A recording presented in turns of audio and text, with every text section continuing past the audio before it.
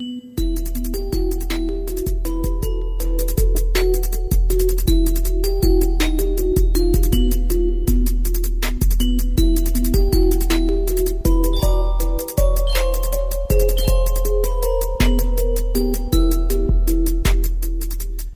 Perspective Mini Pod. Mini Pod.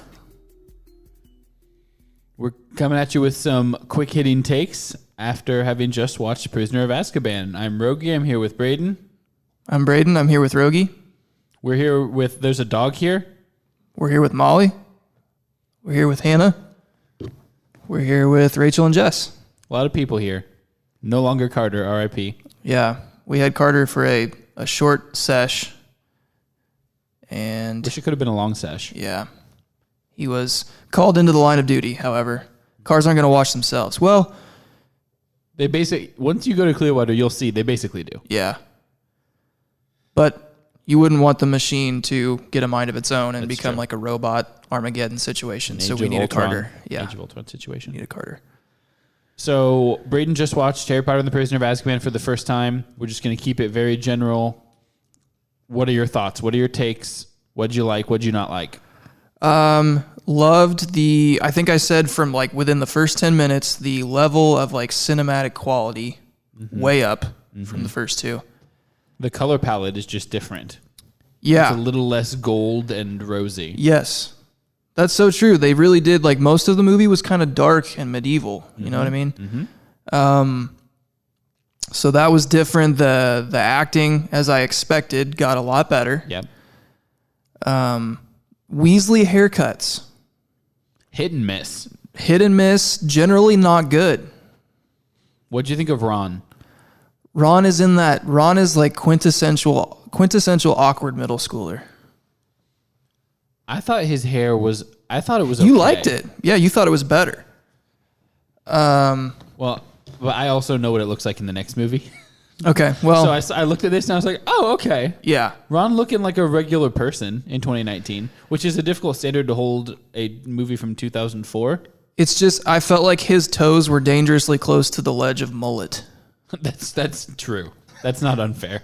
I mean, as is Steve Harrington. Like that's kind of how people wear their hair these days. And I want to be clear. It's not that I'm anti mullet. It's just if you're gonna go mullet, go all in. Yeah. Don't do the half. Like I still kind of want to be cool. Yeah. You just go Joe Dirt. Yeah, and I felt like that was a little bit where he's at. He's got like a parted poof in the top, but then like it's a little long on the back, and it's covering the ears. So it's like, make up your mind, Ron. So I liked that. And then most of all, what I liked was Gary Oldman. Love Commissioner Gordon coming in. I think Jeremy's on my team with that one.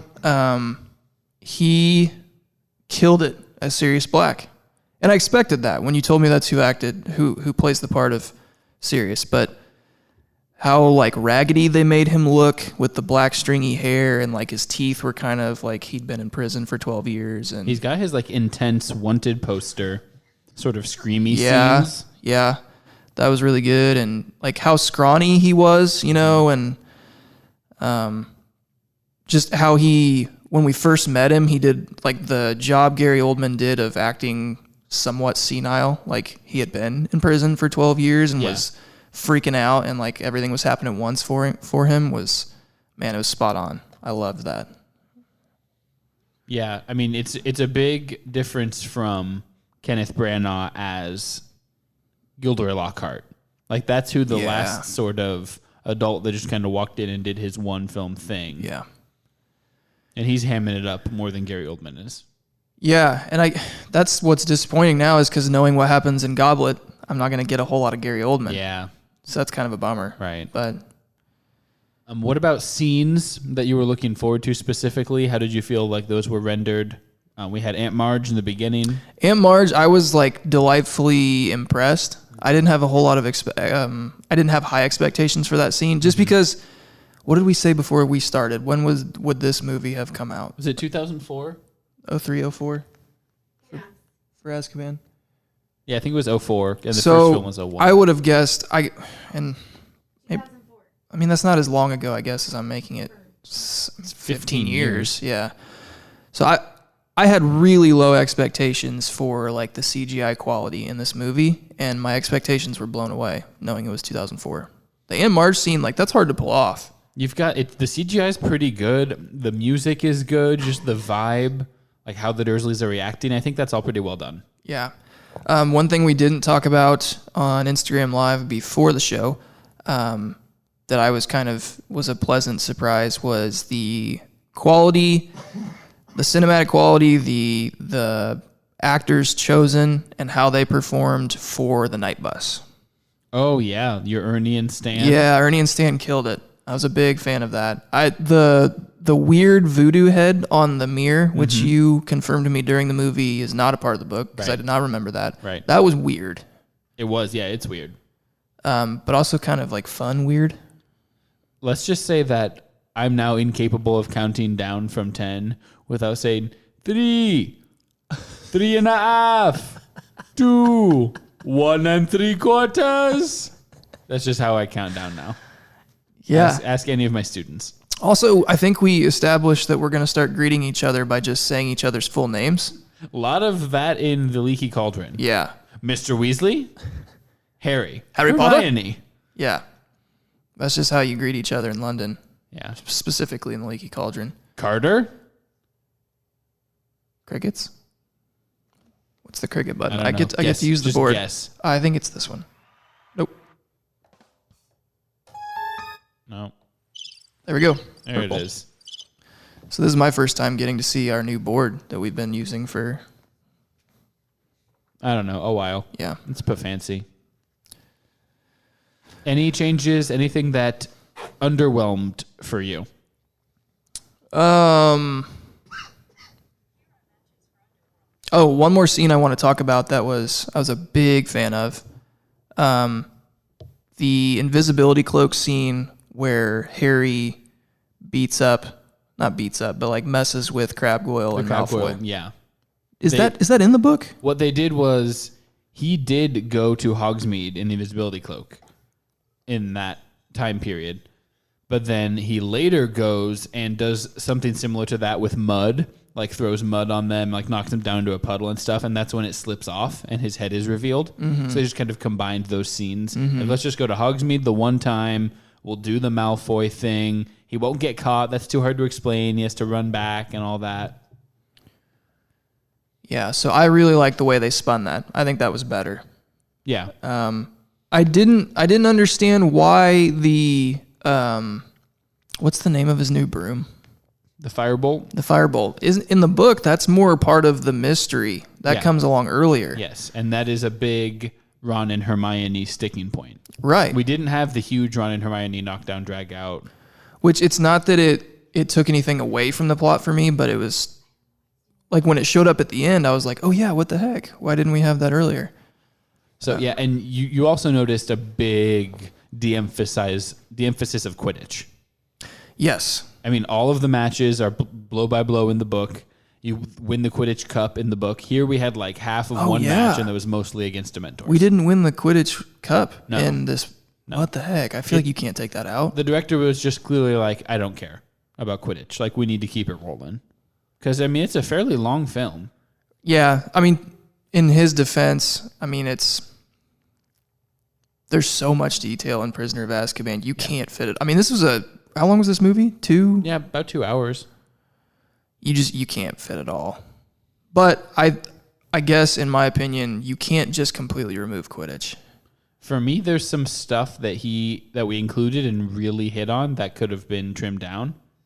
Like what? It's fine. I'm fine with the Monster Book of Monsters. Like, that's cute and that's fun. But we get like a 6-minute scene of Harry just fighting with it in his bedroom just for gigs.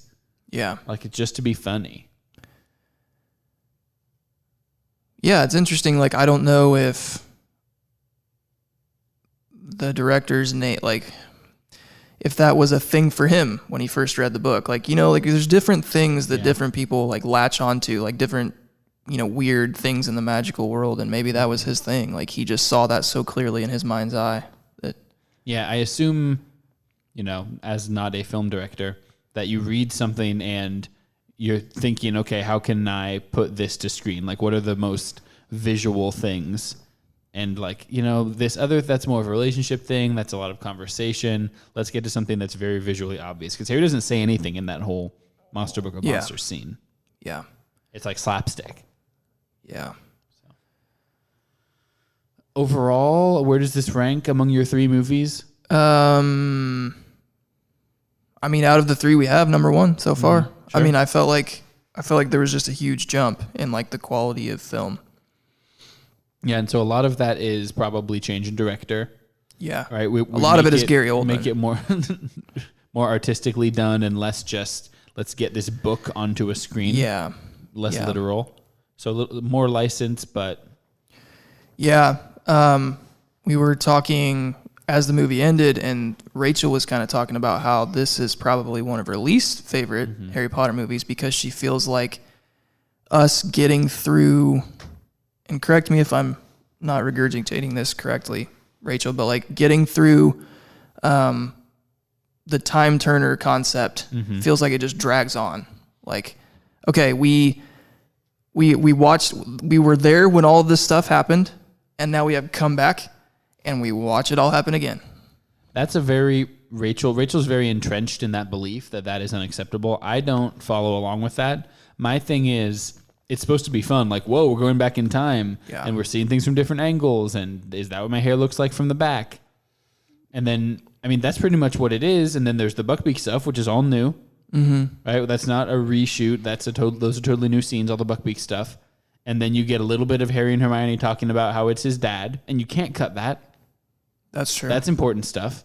Yeah. So I don't know exactly what you're hoping for. I think it's a perception thing for Rachel. Like, that's how she just wants to take it. And then every time she watches it, oh yeah, it's this again. Yeah. And it just compounds for her. Where for me, it's like, oh, they're about to go back in time. Like, hijinks are going to ensue. Yeah. Not to say that I don't have nits to pick. I mean, I have plenty of nits to pick with the movie, but that's not one of them for me. I enjoyed. So it took a real minute for me to like fully grasp the time turner concept. The scene where Hermione is like, why aren't we leaving? Why aren't we leaving Hagrid's hut? And then she chucks the rock, which her accuracy, can we talk about that? Spot on. A lot of really good throwing happening in this movie. This is a movie of great throws. That scene though, when she throws that, it took me, like I was telling Rachel, my brain was like short circuiting for a minute. Like, wait, the details that we saw happen, that we were in the scene, we watched it happen, and now we're watching it happen also. Yeah, like how could that have already have happened if they hadn't gone back in time yet? Yeah. And so this is where it's like with anything that any kind of property that goes back in time, you really have to be extremely careful about it. I mean, if you investigate, spoilers, Avengers Endgame, have you seen it? Don't. Wait, seriously? No. What do you want from me? I know, but don't do it. Oh my freaking gosh. I will see it. Are you hearing this, Jeremy? Jeremy, come on the pod and yell at Braden. It comes out in 10, 11 days. Jeremy doesn't have time for this. Yeah, they're putting it back in theaters. No, that's already done. They're putting it back in theaters. They're like, we made a ton of money and we're going to make more. Trying to pass Titanic. Yeah, that happened. Wow. They're not messing around. It'll be out on iTunes on the 31st. iTunes on the 31st. Okay. Well, so that's a whole nother subject. Okay, I need to Back to the take Future. time to... If you investigate Back to the Future, it doesn't make any sense, like the way time travel works. Right. Time travel never makes sense. And this is an example of time travel not making sense. You just have to, it's just a suspension of disbelief. You just go with it. Such as magic. Yeah. Yeah, I guess that's how you explain it. It's like, well, magic. Yeah. Yeah, because there was a period, like I said, there in the movie where it was like, wait, no, but that came before. It's just broken. Yeah. We actually have a special guest that's going to be joining us on today's episode. Known for such things as saving lives and dancing and amateur soccer playing. Folks, give a big hand for Hannah Carpenter. Yeah, come on down. So, Braden, explain why we're having Hannah on here. Other than I've just been trying to get Hannah to come on the pod. Well, she has some thoughts on favorite characters. She has thoughts on real MVP of this movie. And what's her background in Harry Potter? Pretty much what I have learned over the last year and a half. Except, like, less. Like, she hasn't actually been paying attention Yeah. to everything that you've learned. It's not like she's been reading the books along with you. No. So Hannah jumps into this movie. She kind of watched Chamber of Secrets, RIP, our recording of us watching Chamber of Secrets, and then came into this, and it's like, okay, which one of these characters is Ron? It's like that's kind of where we are, right? Hannah, Yeah. good to have you. Good to be here, Rogie. So, as I promised, just very light, very general, what are your thoughts? What did you think about the movie? It was good. What did you like about it?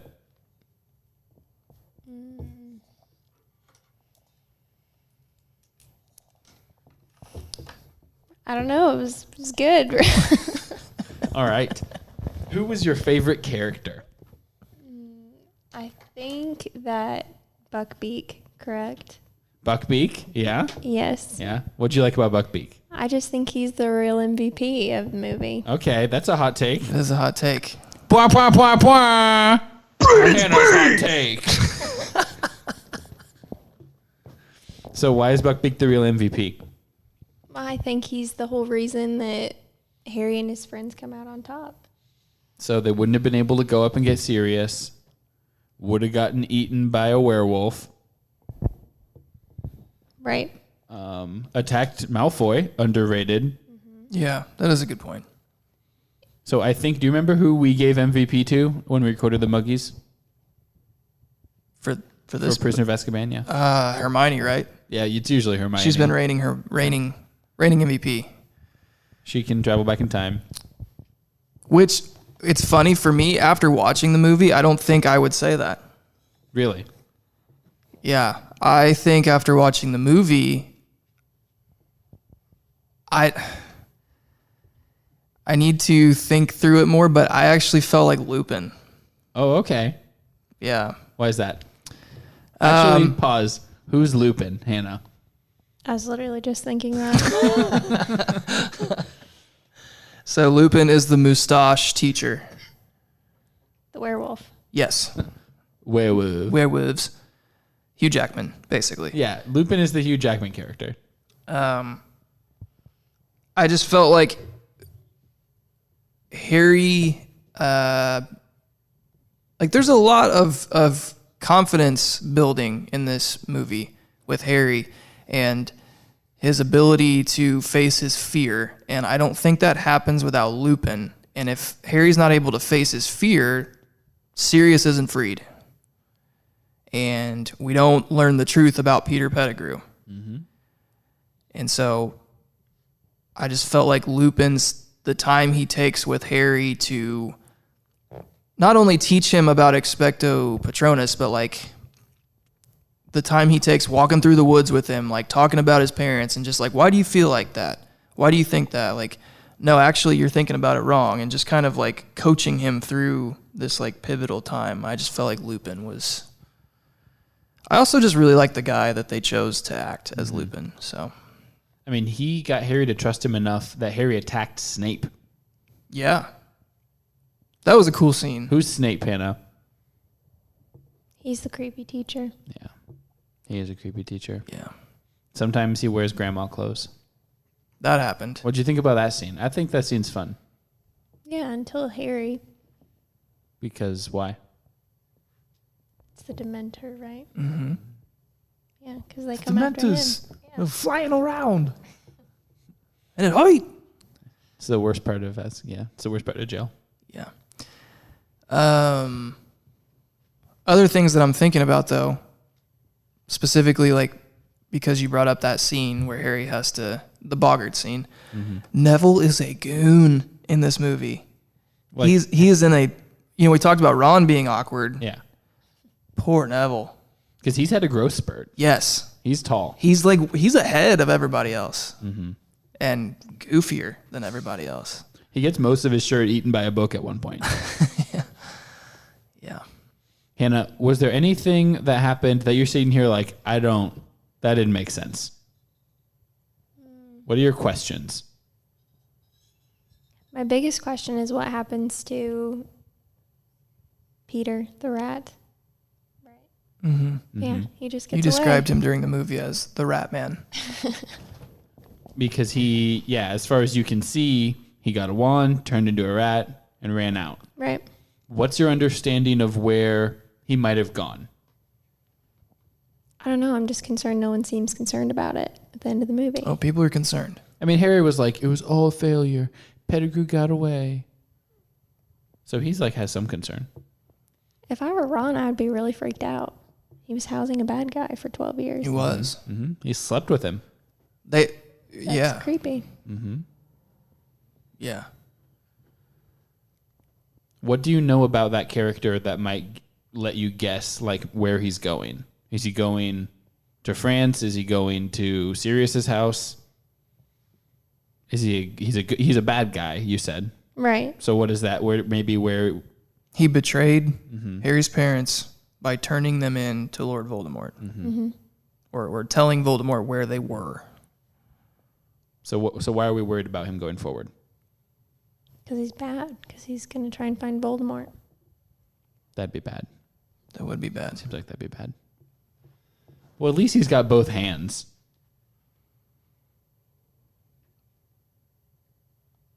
Good point. It was a joke. Good point about the hands. About the end goblet of fire. Gosh. Where's the friggin' trombone? That's not it. Green button. Jeez. Yeah. So did you understand the names on the Marauders map? Did you understand that connection? Because I didn't at first. I don't understand why all the U's are V's. Albus Dumbledore. Like when it was writing his name, and whenever there's supposed to be a U, it was like a V. Oh, I didn't even catch that. Yeah, I don't think I makes was me in mad. here for that part. The names on the Marauders map. Hannah did. I mean, all the actually everyone but you and me did spend some time not in the room. Oh, I don't remember that. so it was the group of friends. Harry's parents were at Hogwarts. Oh yeah, this is not explained in the movie. Yeah. Harry's parents were at Hogwarts with Lupin, Sirius Black, and Peter Pettigrew, and Snape. And Snape, yeah. So everybody I just mentioned except Snape were really good friends.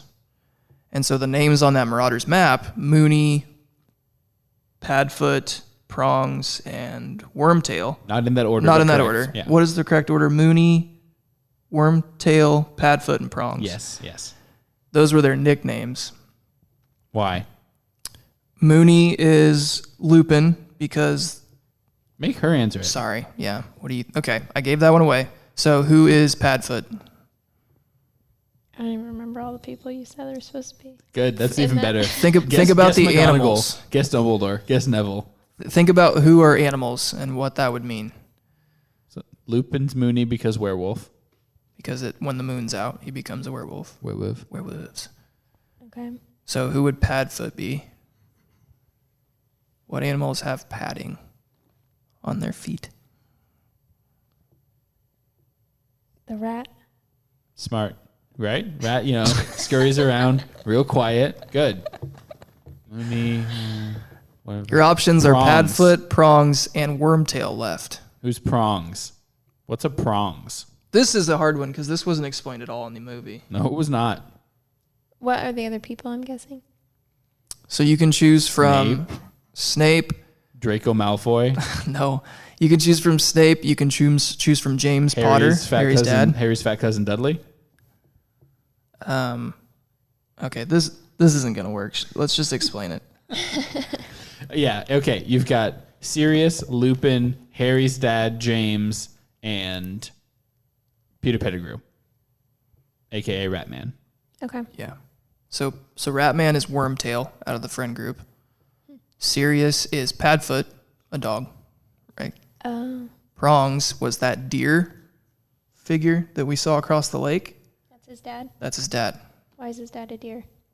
Prongs, like No, but like, why is that his animal? What does that mean?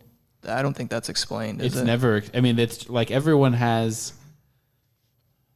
just has like an animal inside of them. A spirit animal. It's like a spirit animal. Yeah.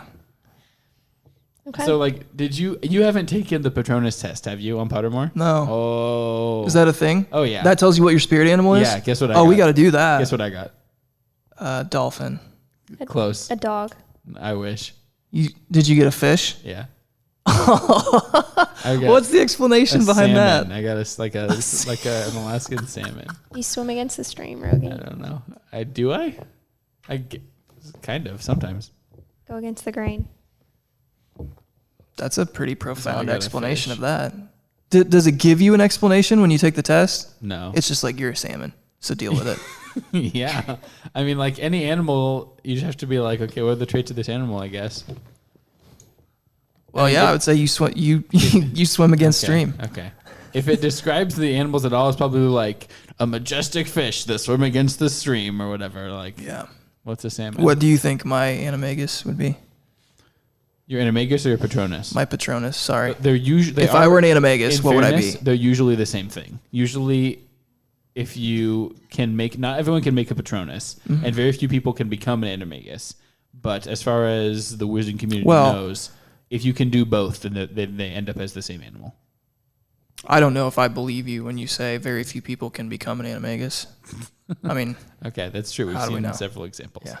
You would be like a horse. oh my gosh, What? that's really weird. Why? In like middle school, we were talking like, you're bored in class and you're hanging out with your classmates waiting on the bell, and we were all talking about like, if you were an animal, what would you be? And someone told me at that time, I remember it clear as day, that I would be a horse. Why? What was their reason? They told me I had good teeth, which I think meant that I had big teeth. They were just trying to be nice, but yeah. So as a middle school boy who's already pretty like, I don't know, I sound weird, I smell weird. Well, that's true if you're I in have school, bro. I have Those braces, things are true. and then someone tells you you'd be a horse because you have good teeth, and then their friends start giggling. That'll was a mess girl with your that said day. that? Yeah, Yeah, then right. yeah. That wasn't sincere. That'll mess with your day. Mine was like, you're an athlete. You are a hard worker. Thank You're you. a big, strong guy. Thank you. Yeah. Apparently, I don't look a day over 34, according to Jacob. Jacob's ageist. Jeez. Jacob, come on the pod, except by the pod, I mean pod with Hannah and Rachel about us. Yeah. Like a review pod. Yeah. Hannah, if Braden was an animal that isn't a horse, what animal would he be? A chipmunk. Like a worm, yeah. a wiggly worm. I don't feel like I can give a good answer here. Yeah, you this don't know him time. that well, I guess. Yeah, You're that's just his wife. We've only been married for 3 years. You need His at least wife. 10 to be able to determine animals. It's true. So we'll revisit that. You should ask him, what animal would I be? Good question. What animal would you be?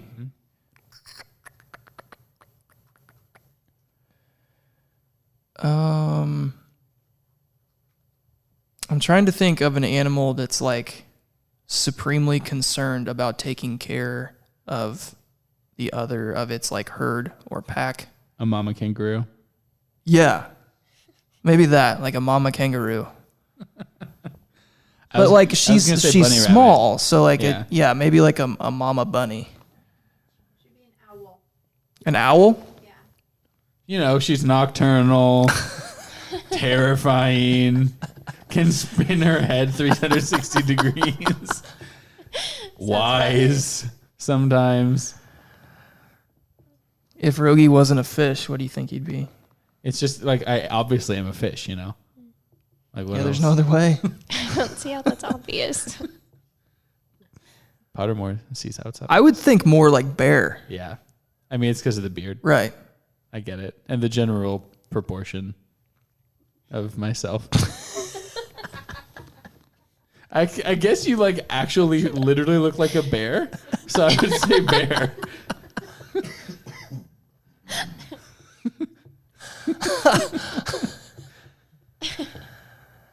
Yeah, so that's Prisoner of Azkaban. Anything else that didn't make sense? Oh, was there any part where you were like, unrealistic? He would break it. He would have fallen. He would have broken his wrist if he fell like that. Oh, I got one of those. Did you nurse? Did you nurse out on it at any point? I mean, yeah, most of those things that they're like, oh, you have a few scratches. It's Tell me. not When? very realistic. When? Well, he falls off his broom in Quidditch. Falls like 100 some feet. Right, Yeah, fair.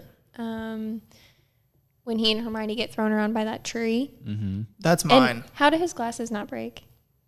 One, and how are all their ribs not destroyed? Hermione just holds on to the one Yeah. and screams. Like her breath support was impressive. Yeah. Yeah. Yep. Like just even the twigs whipping her face as she like flies around. Like that's got to be uncomfortable. Or interesting how it's Malfoy, right? Yes. He gets kicked by Buckbeak. Uh-huh. And everyone's like, oh, he needs to go to the hospital. But Harry and Hermione almost die, and no one's worried about it. Yeah, and Malfoy didn't even bleed that I saw. And it was like a glancing blow, and you'd have thought that it like almost cut his jugular or something. Yeah. Like, It's killed me. and like the way like when Hagrid picks him up, he just like flops back like he's dying. Yeah. He's the worst. He does get punched. I thought there was going to be like the punch, but then also like his head seemed like it knocked into that stone pillar. So yeah, if we're talking about like choreographed fighting, the punch was not good. It was satisfying. It clearly the scene was, was like, backing up and satisfying. you saw it dead on, so like he just His like head, the way his head react, like lack of reaction from like his head and the fist plowing into it was not good. I needed some blood coming out of the nose. I needed like a broken. I needed like black his eye. hair to fly back a little bit and his Yeah. neck to like, you know, it. He just kind of was like, oh, and like slid down the tree. This was no Creed. No.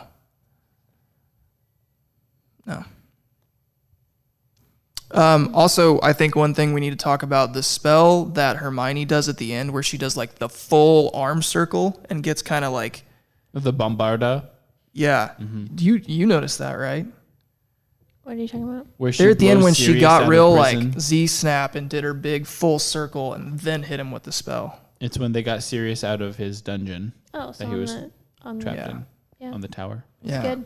Good effort. Got some real attitude there out of Hermione. That was good. And then I never That's- understand why they're sitting in the order that they're sitting in on Buckbeak. You go 13-year-old girl, middle-aged prison inmate escapee, and then Harry Potter at the end. He literally leans over during the movie and is like, I can't. this order's not okay. I can't not see it. Also, what's the deal with animagi and clothing? Yeah. Pettigrew turns into a person and he's got clothes on. Then he turns into a rat and his clothes stay there. So he's just creating clothing every time he turns back into a person. It's a children's movie, Rogie. What do you? I want it to have some logical consistency. And plus, it's for all ages. Okay. There is no logical consistency when dealing with magic. We have established that. In the book, on Pottermore, actually, there's an article about Animagus. And it specifically talks about how you need to do it in like a private room so that your clothes will stay there and you can go back and get them when you retransform because you're going to lose your clothes.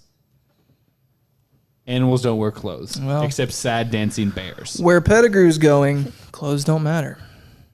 Rat Town? Albania? Albania.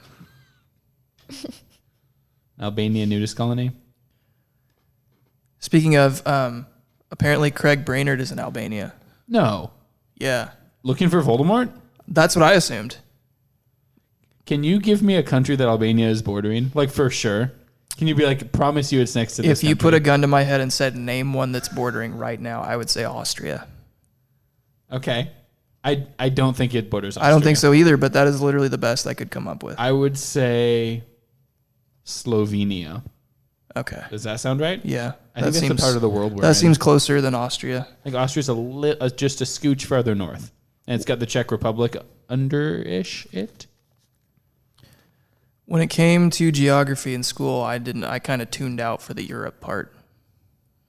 I was real Ron Swanson about that class. Just like this is the part that won't yeah, impact me. this doesn't matter. Europe? Now, Africa, I was locked in. I was like, I know your Guineas and your Bissaus. Your Ivory Oh, Coast. here we go. Albania, Greece. Okay. Oh, it's farther. Okay, it's farther south. Bulgaria, Kosovo's a country? No, Kosovo's a part of Serbia. Yeah. Serbia, Bulgaria, Greece, and then what's the Croatia? No, North not quite touching. Macedonia just changed its name to that, I think. Bosnia and Herzegovina. Cool. All right. Have we I think Jeremy wants us to take the Patronus quiz. It won't load. We're not going to do that right now. we will though, right? What I was hoping was that was going to come up, and then we were going to have Hannah do it. What is a Patronus? You know how when Harry did his big Expecto Patronum at the end, and all the light went across the lake? Mm-hmm. How for some reason there was like a buck, like the deer, Okay. a stag. male deer. Yeah, that's a Patronus. So that's what It's his when dad that was, light, right? it's when the anti-dementor light takes the form of an animal. It's called a corporeal Patronus. So yeah, let's. So Harry's Patronus is his father. his Patronus is a stag in the same way that his father's Patronus was also a stag. He inherited the form of his Patronus. And what's an animagus? That's a person that can turn into an animal. Okay. So Like Lupin. Ratman. Well, Lupin's Well, not an animagus. yeah, no, it's Pettigrew, James Potter, Yeah. and Sirius Black. Yes.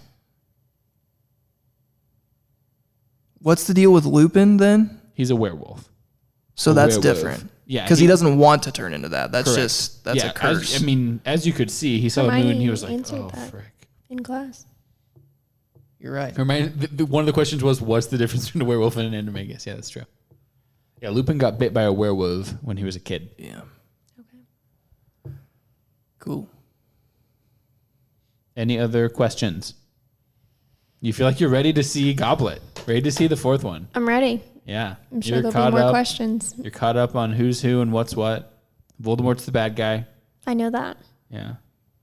I actually remembered more than he did from the one movie we've seen Mm-hmm. Good. before all of this. I'm glad he obviously. remembered very little. I don't know I don't think he was there for any of it. I think I was focused on trying to get you to be my girlfriend. So yeah, I didn't care a whole lot about the. Except wasn't Rogie sitting between us? I hope so. I I like to think I was, but I don't think I was. also No, I'm fairly certain because neither of us had seen it. So you were like, I have to be in the middle to answer all your questions. and he did, and most love of them me. were not asked. The entire movie was Rogie leaning over and explaining essentially the entire plot line of Harry Potter, which apparently went in one ear and out the other because I didn't hold on to a lot. Shocking, absolutely zero people. I've explained the entire plot of Harry Potter, I'm sure, to several individuals. And I doubt any of them retained very much of it. It's a lot to retain. This is like when my mom went to see Endgame with us, and we sat down and the previews were starting, and she was like, I've seen Guardians of the Galaxy. Like, that's enough, right? Oh, jeez. And I was like, well, there's Paul Rudd. I was just using the actors' names. You got Scarlett Johansson. She's not a superhero. We can skip her. Captain America. I don't know. Yeah. Infinity Stones. You know what an Infinity Stone is? We just did that. So, Captain America's Captain Rogers, right? Mm-hmm. yep, Steve Rogers. My brother's also Captain Rogers. Oh, he's a captain? He's captain. Congrats. I saw someone on Twitter named John Rogers recently. Really? Yep, I don't think it was your brother, though. Probably not. I don't know if he has Twitter. I don't know either. Anything else before we wrap up our post PoA pod, people? I think we've covered it. Well, thank you, Braden, for doing that. And thank you to our special guest, Hannah.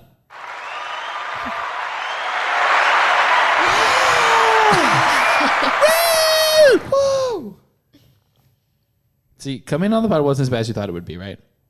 No. It was more conversational. You got more comfortable with it. Sure. How many people do you think are going to hear this? In your head, how many people listen to our podcast? Is it like Bo and that's it? No, I think you guys have Yes, give me a number. 30 consistent listeners. Nice. Is 30. Nice. Do you have more like than it. that? I think yeah, we do. But I like that guess. that right? Okay. Because How off am I? Jeremy, how many downloads do we get per episode? I haven't looked in a while. I've got the old cast stats right there. Okay, it's definitely We don't have to go over our stats on air.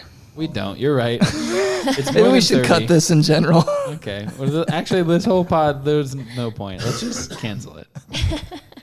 Thank you guys for listening. You'll be hearing from us again soon for the Goblet of Fire wrap up, featuring Barty C and Young Weatherby, and possibly James Gain dunked on. But not Bagman. Bagman. Thanks, guys. Bye. Bye.